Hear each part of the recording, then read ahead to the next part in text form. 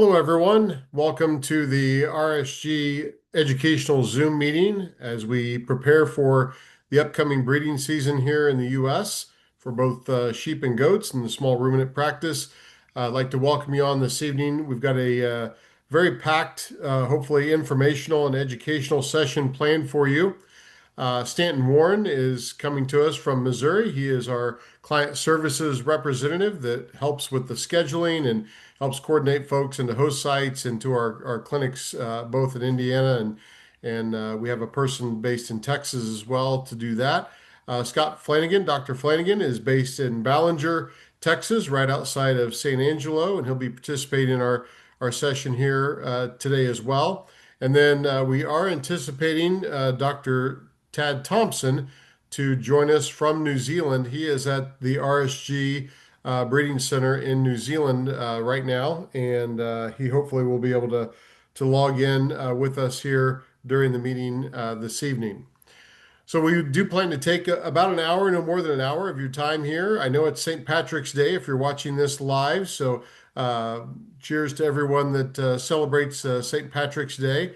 But we'll try to get you back to the green beer and festivities as soon as we can here. We are going to record this meeting. It is being recorded as we speak, and the download will be available, or the viewing will be available on our RSG YouTube channel, where all of our educational meetings are stored.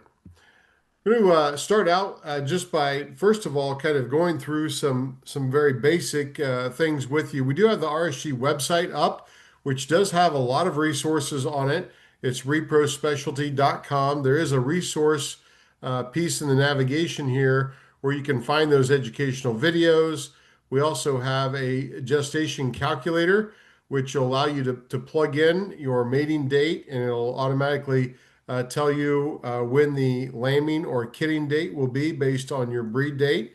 You just select whether you're breeding sheep or goats there and put in your dates, and it will calculate that due date for you there. Also in the resource section, I want to point out our production phase management guide. This is a downloadable PDF that goes through the 7 phases of production for small ruminants. We do like to look at this as a 365-day approach to having a successful breeding program. And this is also available. We just received our actual print copies of this in the headquarters at RSG. And so we will have a printed version of this guide available at events and for pickup at either of our breeding centers in Indiana or in Texas. You can also have one of those mailed to you as well through the website. Other resources that are there for you as well. There is a host site locator. So as we talk about places throughout the U.S. where you can take your animals to breed, we are in the process of updating this map. And this is an interactive map that will light up different locations across the country where we will have veterinarians doing the breeding work. We'll have that updated for our breeding season here very shortly. And there's a lot of other information there, everything from our payment policies to some FAQs that you might want to look through as well. So lots of resources there on the website as we talk through some of these things here this evening with you. Next, I do want to just give you a quick introduction of those advanced reproduction services that we do offer here at RSG. And so we do offer laparoscopic AI for both sheep and goats, also embryo transfer and in vitro fertilization, also known as IVF. But we also will talk today, for those of you that are doing natural service breeding as well. A lot of the things that we discussed today can apply to tactics and strategies that you will want to implement yourself. Our goal here today is to help breeders improve conception rates, add some information to your portfolio about maybe some common mistakes that we see folks make throughout the year as we travel the country and do these services, and then plan for a successful breeding season. Those are the 3 goals that we've got for you here this evening. I'm going to turn it over to Dr. Scott Flanagan, who's going to kind of share with us a little bit of information around our pre-program management guide. And I will bring that up on the screen as well. So hopefully are you seeing that now on the screen? Okay. So Dr. Scott, kind of walk us through this document and how this kind of helps prepare folks for the breeding season. Thank you, Doug. I certainly am glad that we're meeting uh, with this topic at hand because we're getting really close for a lot of our folks that are going to be doing some breeding work during May. We need to get a lot of these things accomplished. Um, there's a couple of things before we start. Number one, my grandmother always said an ounce of prevention is worth a pound of cure. And that's what pre-program management is all about. The other thing, as my dad used to say, the best offense is a good defense. And if we think about what we do on the breed days and on the surgery days is our offense, uh, this is the time where the defense shines. We're defending against a lot of the things, diseases, uh, nutritional concerns, things along those lines that will allow us to be able to have success when we enter that surgery room and beyond. So the pre-program management recommendations are something that are a big part of what our CSR team likes to send out before we move forward with any of our programs. This same material is in our production guide, and I just want to piggyback on what Doug had mentioned about our production guide. It's going to go over in great detail what we're talking about today. And it's, like I said, it's a 365-day approach. But one of the things that we think about, early on when we're trying to get ready for breeding, is body condition scoring. And when we think about, where that sweet spot is, we're looking at probably about a 2.5 to 3 during this stage. Certainly, we don't want to go too much above that. I would say intuitively, most people understand that, boy, I don't want to really skinny you, leading up to breeding. But what sometimes is not as intuitive because we think, man, we want her to be super healthy. So I'm going to get her really, really fat in that 3.5 to 4 or even greater range.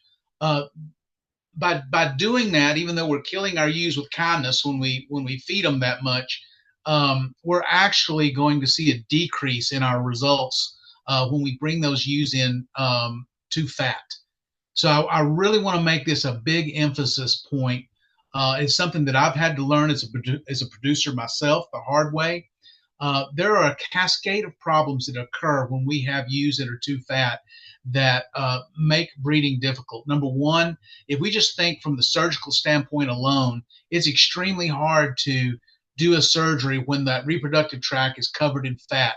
So as a result, you end up traumatizing the uterus more as you bring it out and do the surgery for the ET surgeries, which causes an increase in adhesions, things along those lines. So that decreases results, but also the fat, excessive fat can mess up the reproductive cycle because the estrogens in the fat.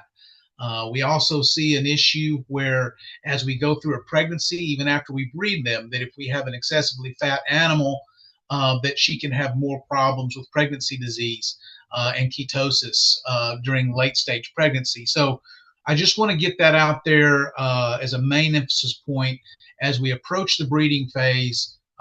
We don't want to get these ewes too fat. Having said that, in that lead up to breeding, we want to flush the ewes. What does the term flush mean? It means an increasing plane of nutrition. So about 3 to 4 weeks before we begin or we have our program set, we want to have that ewe on an increasing plane of nutrition so that she will be ovulating well, so that she will be producing healthy eggs, and so that she is ready for the semen that we're going to be injecting, or the semen when the buck mounts her. So that's an extremely important aspect of what we do. Another aspect of of the nutrition part is we need to have these girls on an extremely good um, mineral. Obviously, we recommend our foundation product, which is a mineral that is specifically geared towards good reproduction rates. So I think that's an important aspect. And another aspect of the mineral is this is not the only time. We want to keep these girls on a good mineral throughout the year. We don't want to just bring it in right before breeding. There's so many nutrients that they need year round in order for them to stay healthy that's just an important aspect. So getting back to the flushing phase, we want to increase the energy by about 15 to 20% during that time frame. What we're trying to do again is to enhance their ability to ovulate. But we don't want to get them over fat. The goal during this period is to raise them about a half of a body condition score during that time frame. One other thing that I just want to get a plug in because I've had such good success myself with these products is we have a product that actually Dr. Tad put together. It used to be called Breeder Balancer. And Doug, what is all of a sudden it just left me what the name is now because we changed the name as we customized. Yeah, yes, customized. Yep. The customized product is something that you can add to your own feed. We also have the same type of product in Maximize, the complete feed that we have. It really does enhance our reproductive rates. Just in some of the internal research that we've done ourselves, we can see with some of the other things, our mineral and the customized product, we see about a 25% increase in the number of embryos that can be produced. So it really is a good product to add along with the foundation mineral in this period of time leading up to breeding. So I just want to get those plugs in there. I use them myself, and since we've started using these products, we have seen an uptick in our number of embryos that we produce. Scott, I thought actually you were gonna mention another product that you utilize quite a bit down there in Texas, which has the customized ingredients in the repro pack in it. You want to tell about that real quick? What you've been using? Yes, I'm glad you brought that up. It's brand new, at least for us. We have a repro booster tubs that are excellent during this time. And the thing I like about this is that if you're strapped for labor and maybe you can't add a feed additive or a top dress on a feed or something along those lines, or if you are running a pasture situation, these tubs can be instrumental in being able to put out and supplement during this time leading up to breeding, because it has all of the same nutrient packs that we see in the customized product. And so we're extremely happy to have this as part of what we can add to the reproduction line of products. There's another tub called Sustainer that you can use outside of this pre-breeding phase. It's also helpful, but I just wanted to let you know about that. Some other things that we need to consider is, prior to, we have a 60-day mark when we really want these ewes to be completely stress-free, 60 days before breeding. And so leading up to that period of time, we want to make sure that we get all of our husbandry things in order. So we need to do the things that could potentially cause stress, but are going to improve health during this period, before we get into that last 60 days. Things like vaccinations, parasite control.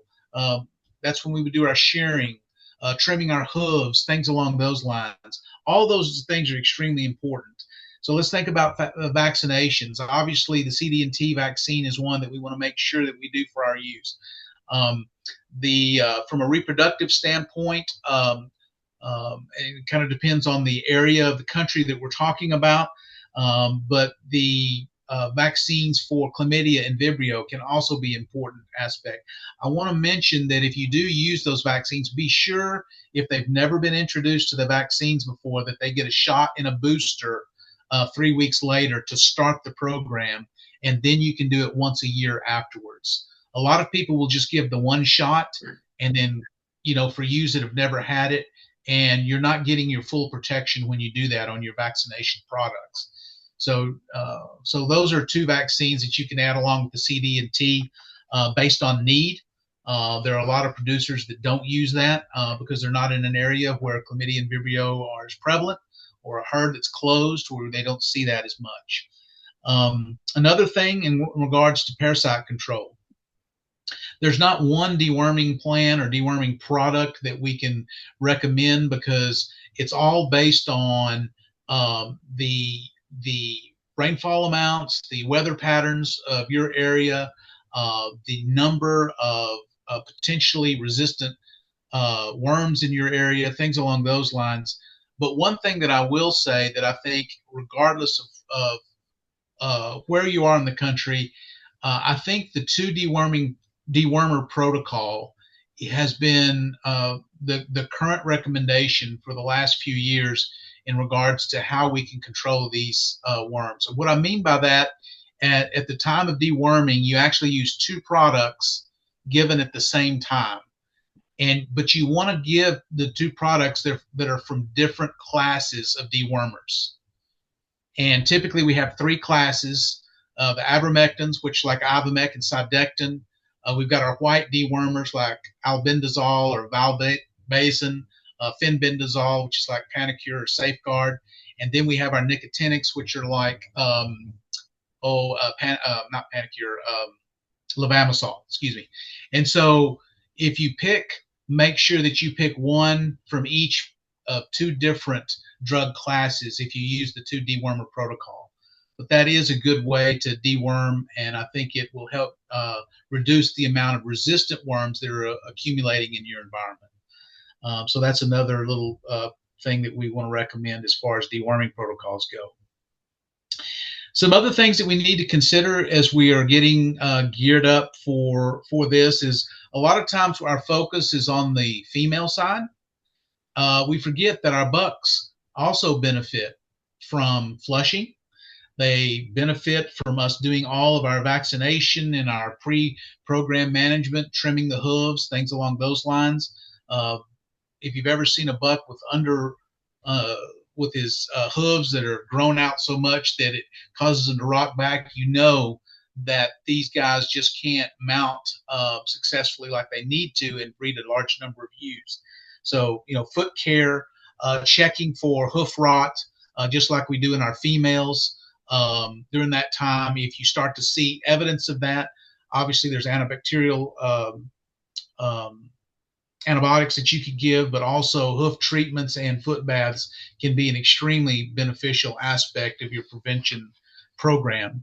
There's so many specifics to this, I could go on, but don't forget about your bucks.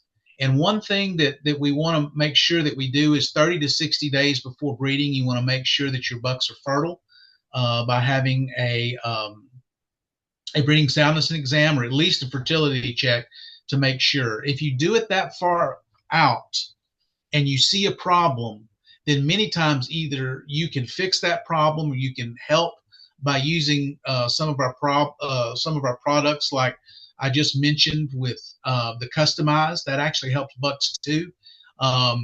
You can add our micronutrient product that can really help. If you'll go to the products page, Doug, I don't know if you can go to that real quick. Performance Plus is one I know that. Yeah, we've Performance seen Plus is one that can results. really help these bucks. Get them over the top. It's micronutrients fueled by Zenpro. Zenpro is an extremely digestible form of micronutrients. So it doesn't just go out the feces. They actually absorb it into their body and get benefit out of it. So that's another thing that you can do, particularly for bucks as you begin the breeding season, and particularly if you see a problem, that you can salvage these bucks before you get to it. But if you wait till it's time to breed these ewes and you test your bucks then many times you're out of luck. You don't have time to make those adjustments and to get that ram ready or that buck ready. So that's another important aspect. The main thing, and this is just such a huge topic, but I just want to end with this. I've probably made every mistake that I've talked to you about today in my own herd through the years by not doing this or that. And I just want to encourage you that if you will sit down at the beginning of the year and put forth a breeding calendar where you can write down all of these pre-programmed suggestions, where you can write down potential breed dates, everything that you want to do, you can save yourself a great deal of heartache, down the line as you prepare for your breeding. So I'll end with Very that. good. All right, thanks, Dr. Scott. And Dr. Scott, a great member of our veterinarian team that really focuses around the animal health side of things. It looks like we do have Dr. Tad Thompson joining us from New Zealand. We'll see if we can get him unmuted here. This meeting's pretty global tonight. I do want to remind folks we are talking about things here in what we do in the U.S. I noticed that we do have folks on from all over the world tonight. Some of these things that we're mentioning may be a little different in your part of the world and where you do animal breeding in. I saw Dr. Bawa on from the University of Jos in Nigeria here with us this evening. So good to see you, Dr. Bawa. Dr. Tad, can you hear us okay over there? I sure can. It's a little echoey this far away from America, but I can hear you. That's good. That's good. I thought the ocean would buffer a little bit. Yeah. Yeah, right. Yeah, Little we're gonna waves. we're gonna turn it over to you to kind of walk us through as we prepare for breeding season, kind of the the things that we need to do from a synchronization drug standpoint, protocol standpoint to have a successful season. Yeah, and thanks everybody for joining, and great to be here tonight with you guys. I just one thing I would just echo a little bit of what Scott was talking about, but being here in New Zealand, had the opportunity to visit some amazing facilities and farms, and looking at production from the dairy cattle all the way through till sheep and goat production. But I would tell you that the one thing that holds true, no matter where you're at in the world, so no matter where you're at in the world, if you're raising cattle, sheep, hogs, no matter what it is, they're the two main most important things to remember is animal health and nutrition. And if we have the animal's health and their nutrition correct, then we can have success in our reproductive services. But we have to get those foundational blocks correct and right before we can worry about success in breeding. So yeah, and that these are great tools with the production guide to get that footing onto the right ground. So yeah, from a hormone standpoint, I think as much as anything is once you're going to do it, and that it's going to occur in, say, July, August, September, whenever you're planning that work, make sure you get those medications ordered in early. And so that you're not in a rushed position, or there's plenty of time for things to occur like that. So from a hormone standpoint, having our cedars, PG600 are the two most common products that most people will be familiar with. Those are going to be used in any type of synchronization protocol. So whether you're doing live cover in a pasture, artificial AI, embryo transfer, in IVF, it doesn't matter. Those are going to be two of your key components. Some of the things that we've had a few more questions around really relates to things like GnRH. So we've added GnRH in several of our protocols over the last few years. And what I would tell you is if you're doing live cover and you're trying to synchronize them for home breeding, I don't think you have to have the GnRH in your protocol. What it's really allowing us to do is in the more advanced reproductive technologies, it's allowing us to narrow up some of our ovulation windows, remove some of those persistent follicles, and it's helping us to manage those cycles a little bit better. But not necessarily needed in live cover, but in our artificial breedings, it will. And it's one of the hormones that's released from the pituitary that causes the release of FSH and LH. And what it allows us to do again is to push those follicles off, to remove those from the donor female ovaries. So that's one to kind of be aware of. There's different products on the market. We use cisterellin predominantly. It's very common, readily available. Photogel is another sister drug, and so it's basically different manufacturers, but it's the same ingredients. And so one of the common questions we get is those two can be interchangeable. There are other ones out on the market that are different carriers, different components. But I would tell you, what we recommend is what we're familiar with and what we're comfortable with. There's other ones out there. If you try to choose to use them or can only get access to them, we can talk that through. But cisterellin would be the one we would use commonly there. The other common drug in our protocols is going to be prostaglandin, and so that's where your estromate product comes into play. I think one of the points to make on that is a common question we get is, well, can we use Lutalice over estromate? And the short answer is yes, you can. We recommend estromate.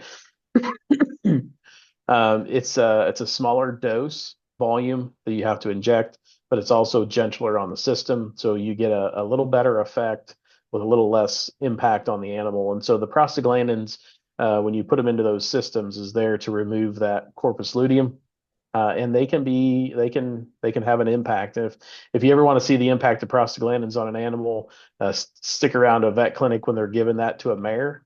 If you see mares, you give 2 cc's of Lutalice in the muscle, and in about 15-20 minutes, she's going to be broke out in a sweat and sometimes getting crampy and colicky and feeling pretty rough. Estromate, that incidence drops down to probably maybe 5% of the time versus 60% of the time. So estromate is just better on this. It's more gentle on the system. There's not really a relative cost difference there to be significant.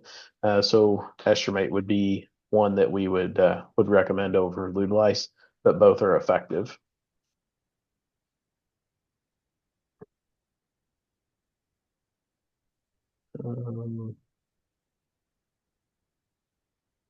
Did I cover all those? Yeah, you did. Ted, you might talk a little bit about just kind of the expectation. I know in our pre-program management guide here, we talk about the fact that we withhold feed and water from these animals prior to these advanced reproductive technologies that we're applying. And a lot of times we're doing these procedures in the heat of the summer or early spring hot weather. Talk us through a little bit about the importance of that and how that plays out. Yeah, that's a great question. And I think that we have to remember, if you as a human go to a doctor and they are going to do something in your abdomen, you're withheld from feed, or you're withheld from food and water at least 12 hours to be able to go in for a procedure. And so what you have to remember is that a ruminant has several gallons of feed and water inside the rumen at all times. And so when we withhold feed and water for 24 hours, we're asking the body to consume what's in that rumen, consume what's in the intestinal tract, so that once we go into the abdominal cavity, we do not puncture the rumen, we do not puncture the bladder, we do not puncture the intestine. And so those things can all happen. Certainly, anytime you go into the abdominal cavity, there is certainly risks associated with puncture of the intestinal organs or the viscera. But the way that we reduce that is to give them that full 24 hours withheld from feed and water. And again, it's consuming what's already in the system. So we're not depriving them of it. We're allowing them to consume what they have. And keep in mind is it could be 110 degrees outside, and the animal drinking water isn't necessarily going to be the cooling effect during that time period. So even though it's hot out, they're still consuming the liquid, so they're actually not going to be dehydrated in that 24-hour period. And the consumption of the water is not actually doing that much to cool them, especially if it's an outside water tank that's hot anyway, that's hot water. So the risk of not withholding animals' feed and water properly, even in the hot of the summer, is actually a higher risk of death and injury to the animal and neglect of the animal than it is to try and let them have some water along the way. And so, yeah, that's really important, and it's a very common question. So make sure you hold them off for that entire 24 hours. The other piece of it is sometimes don't put them on a clean trailer either. We've had many times. Where clients will clean out their trailer, put fresh bedding on it, and then put their animals on to haul them to the AI or ET day, and they just eat because they are a little hungry. They start to eat the straw or the wood shavings, and that could complicate matters even more. So again, be sure of that.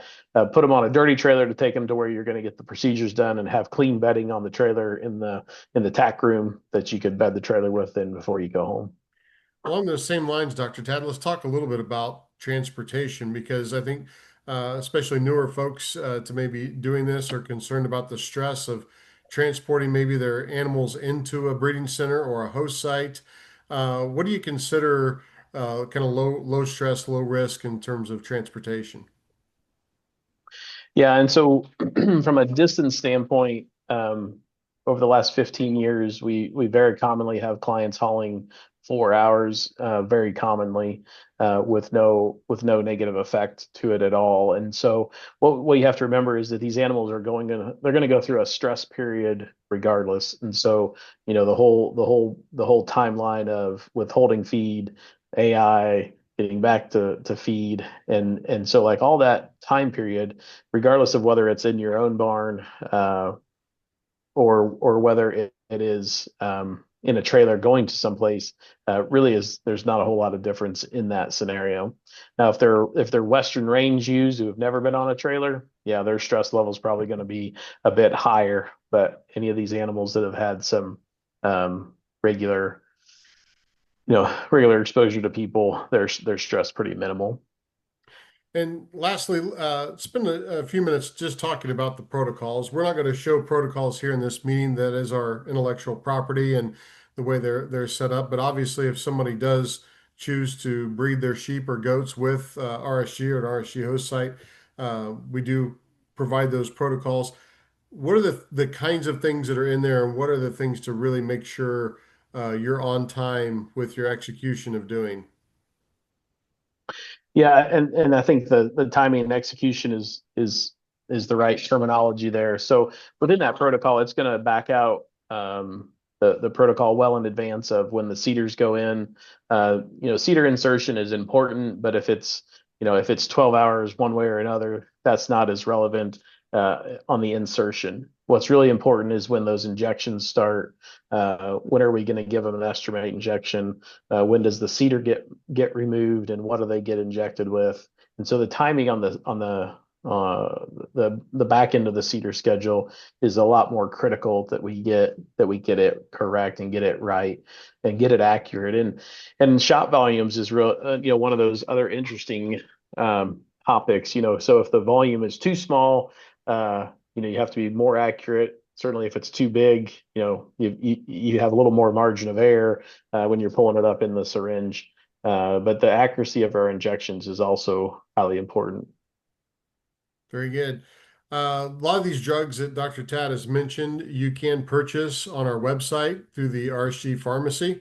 So the PG 600, Valtropin, Estromate, all those products are here and available. If you are an RSG client, we can get those products to you. And if you're a smaller breeder tuning in and you've just got a few animals, we do have a small breeder bundle that gives you enough product for 5 animals and in the PG 600 and estimate that you need to do it. So you get everything kind of in a bundle there at a pretty economical price. So lots of stuff on the website there for you to pick from. And then if you are needing, as Dr. Scott mentioned earlier, dewormers, antibiotics, things like that as well. We have a partnership with MWI that allows you to purchase through their website as an RSG client all those types of drugs and preventative things that we've been mentioning here in this Zoom this evening through that myanimalrx.com site.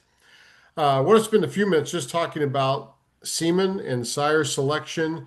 It is a critical part of this process. And when you get on the schedule, whether it be with RSG or another provider, one of the things that they're going to ask you about is what is the sire that we're going to be breeding your animals to, and is it frozen semen or is it fresh semen? Those are the kind of things that you want to prepare well in advance. We often see a lot of breeders that uh, procrastinate on this part of the of the plan, and it really can affect your results because if the semen is like many of these bucks are on this page out of stock, then we're going to have an issue. We do have a number of bucks that are getting ready to go live with our new catalog at the end of this week here in the U.S. Our new 2026 genetics catalog will be live on Friday, and so there'll be a number of bucks that you can purchase frozen semen from right through this website. You're also obviously welcome to buy semen direct from a breeder or schedule a fresh jump. We see that many of our host sites have bucks available. They're on site live that you can breed to and make those arrangements well ahead of time. Though is the real key to that, not waiting the last minute. And the other important piece to sire selection is to always have a backup plan. So if, for example, you have some frozen semen being shipped to your site and UPS loses that shipment somewhere in process and that semen doesn't arrive, then what's the backup plan?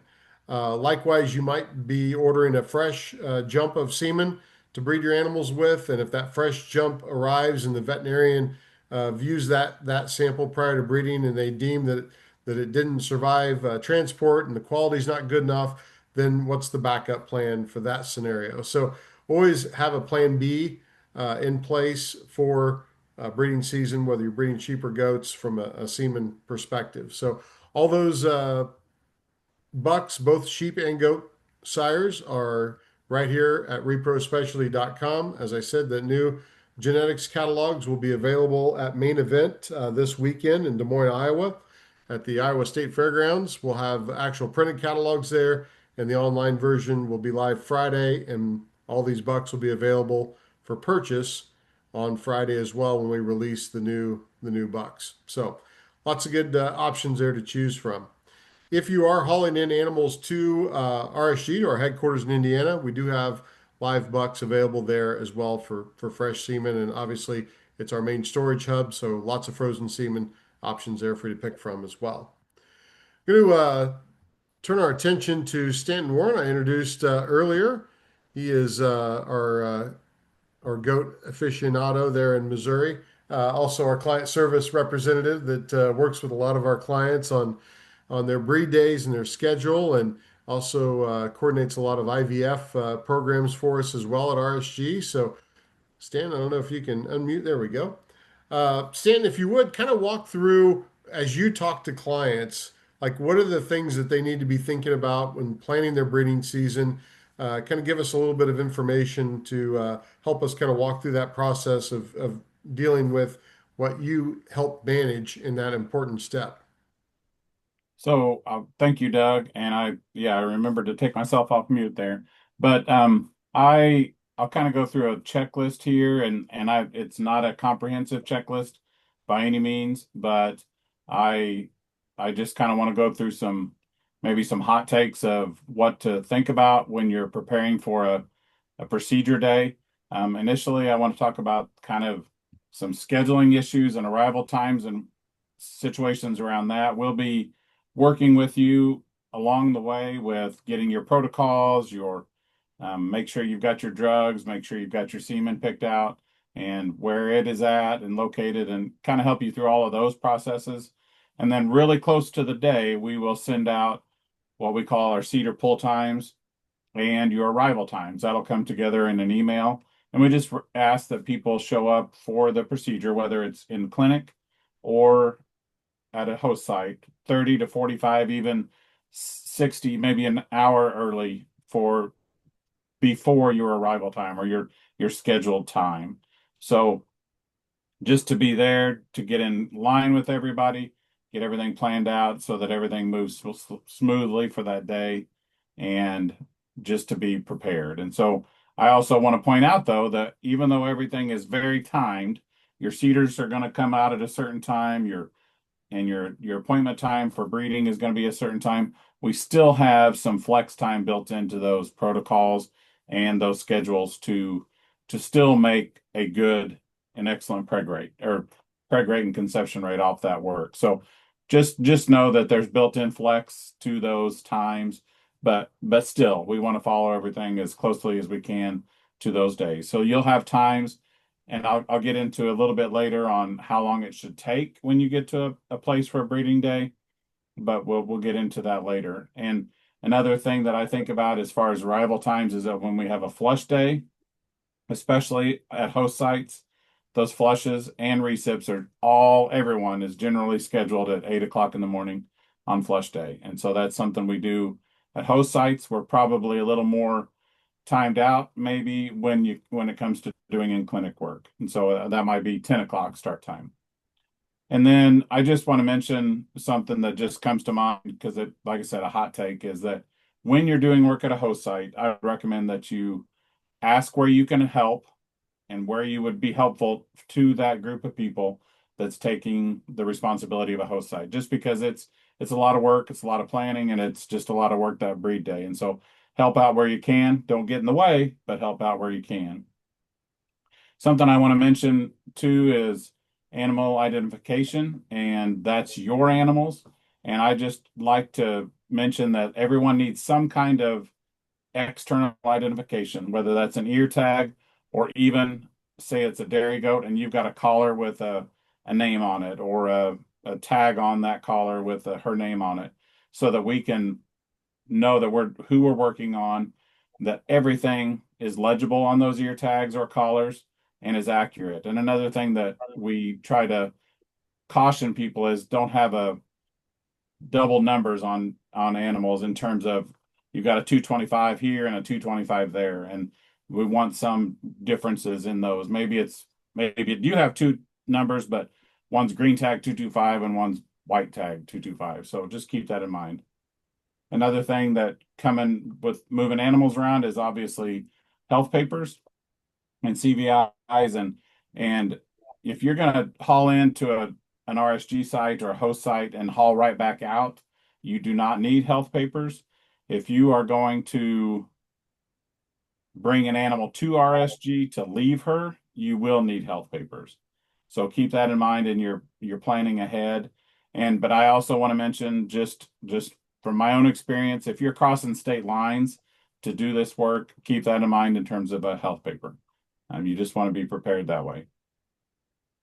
You can't go back and get a health paper if you get stopped. And I talking a little bit about animal condition on the day that we do work, and Scott talked about this, and Tad talked about it a little bit. I want to reiterate what they're saying.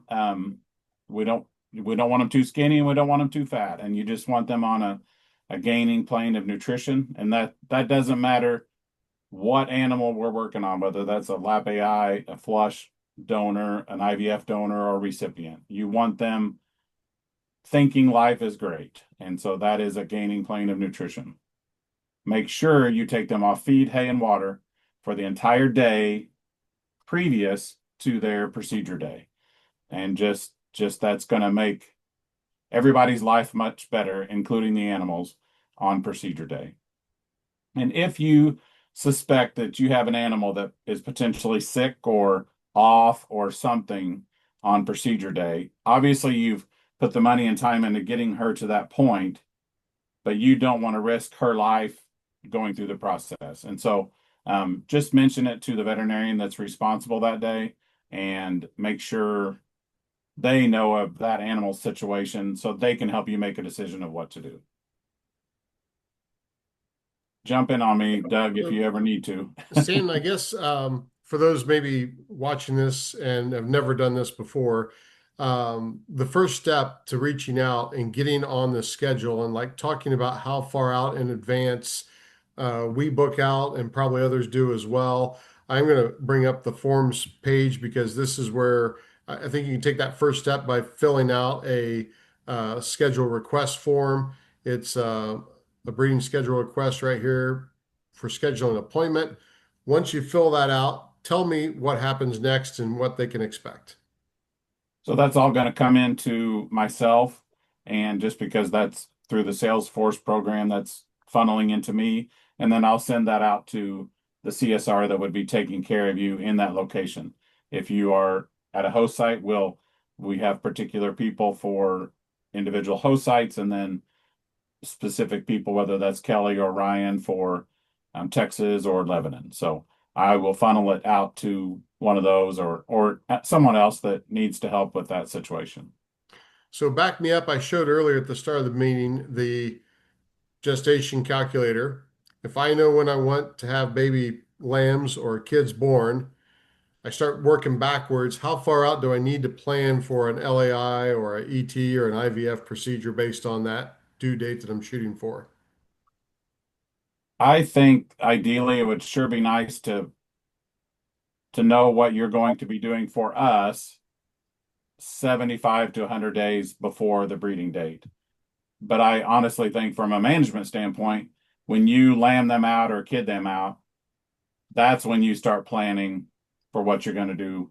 You know, just because you need to take her into account that whole time, that entire time of her lactation and everything. So I think that Yep, getting on a schedule, or it doesn't ever hurt to schedule or get on a schedule or get on somebody's radar earlier than that. Just sure. because there may be something you learn along the way that'll be helpful. And we're not going to get into a lot in terms of cost or pricing, but as somebody fills that form out and they're interested in doing laparoscopic AI, let's say on 20 head of sheep, part of that process is you're going to send them a price guide, right? Mhm. And that's going to kind of outline what? So it for someone doing this work the first time, it may be kind of overwhelming. If you're looking at doing flush work or IVF work, Lap AI works pretty basic. It's one charge for us, one fee, and it's not as expensive as people think it could be. We're looking in the 60 to $75 range for Lap AI. And so, but we're not going to hide any of our prices or anything like that, and help someone through the understanding of a pricing for flushes or IVF. Very good. Um, got just a few minutes left here. I know we have had several questions coming through the chat. I want to invite you to pose your questions there. I know Dr. Tad, myself, others are responding to those as quickly as we can. We'll get you the answers back. But want to go around the horn here real quick. And Dr. Scott, we'll kind of start with you. Based on the information we've got, have we missed anything that is important to folks as they're thinking about preparing for breeding season here in the U.S., whether it be a sheep or goat, flock or herd? Anything that you think we've maybe touched on or need to elaborate more on from your point of view? A couple of things that kind of through the years have just jumped out at me. Uh, don't treat your donors like princesses and your recips like paupers. Uh, Great we see that all advice. the time. We put all of this effort into the donors, and then the recips are a mess. Nutritionally, a mess. Body condition score. We just went to the sale barn and picked them up and brought them straight in. We've seen that, and so this is an investment, and this is a business. And if it's not a business, it's a labor of love, and maybe a little bit of both. We've got to take care of those recips and put just as much effort into them. That's huge. Um, Another thing I think of, we think about post-op infection and things along those lines.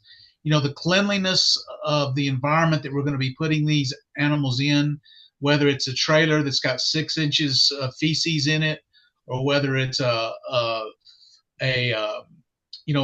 paddock or a pasture or a pen that looks like it's ready to, to have a swamp ride or a bog fest or something like that.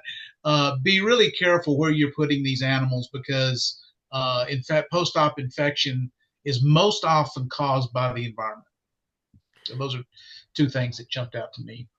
One of the things I just brought up as you were talking there, Dr. Scott, is a product that we probably don't talk about enough that we offer called Guardian, which is a biological product. And I always tell people in simple terms, we're putting the we're putting the good bugs down to go after the bad bugs, right? So whether it's in a trailer, in a stall, a show barn, what have you, this product is really good in fighting against things like E. coli, salmonella, other bad bacteria that can really, wreak havoc on a flock or a herd. So it's a simple to use product too. You just mix, this is a gallon. You can buy it in quarts, but you mix about 16 ounces of it with a gallon of water. Spray it down. Real simple to use. We treat the RSG Sire Center underneath there. I walk people through there all the time, and it doesn't smell. It breaks down ammonia in the feces, and it's a very healthy environment for those animals. So glad you brought that point up. Dr. Tad, anything that you would like to kind of add that you think we may have overlooked or didn't give enough weight to here this evening?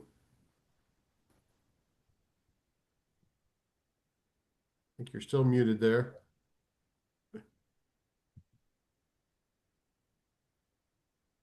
There we go. Had to hit the right spot. No, I think it's I think we've covered a lot of it, and certainly I'm sure there's more questions out there.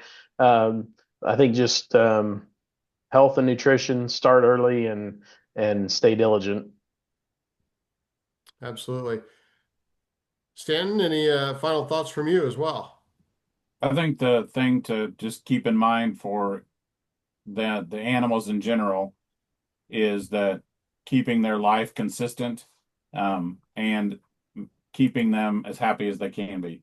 And that means part of that means that when they're done with Lap AI day or flush day, that they go right back to a pen and a barn and an environment that they're used to. I've had guys that have told me they were moving does the day they got embryos down to grass south, or something like that. And that's not the time to be moving animals. Just leave them, let them think that life is happy and that consistency is very important to them. So keep that in mind. And also, I think if you're coming into an RSG clinic or even a host site and you've got certain biosecure situation or certain needs about your animals or something like that, be an advocate for your animals and make sure that you're talking to the crew that's working that day of what you need to happen to take care of your animals the way you would like to.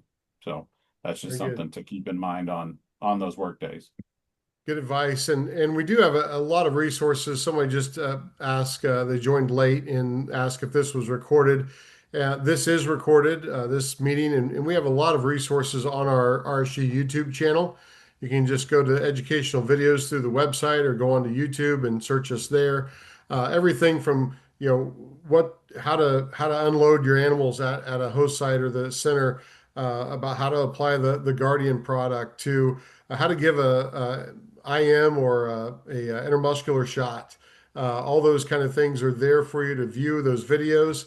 And then these videos that we are recording here, the educational Zoom meetings, those are also on our YouTube channel as well. And you can get to those. You can see the most recent ones here. We've done one recently on IVF, on endemic diseases in the US. We've done a number of different educational Zoom meetings. They're all archived there, and you can go back and watch any of those. We do have one more coming up before the season ends, and it is on Tuesday, March 31st. For those of you that are interested in solar grazing, I invite you to sign up and watch for that one. And I know with our foundation, we've added another Zoom meeting a week from today on the Australian whites. We do have another shipment of Australian white embryos that just arrived at RSG a few weeks ago, and we'll be doing another Zoom meeting about that particular new breed coming here to the U.S. So lots of good stuff happening. Dr. Tad, any final thoughts from you before we close out from New Zealand? Yeah, I just had a great question popped up. Deb Gorley asked about if we could discuss a little quickly on the teaser RAM usage for AI and ET. And so great call out, Deb. Appreciate that.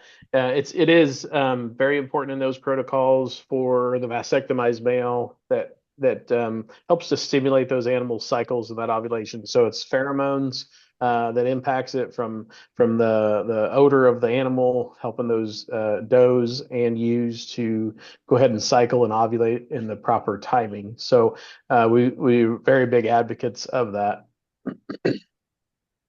Very true.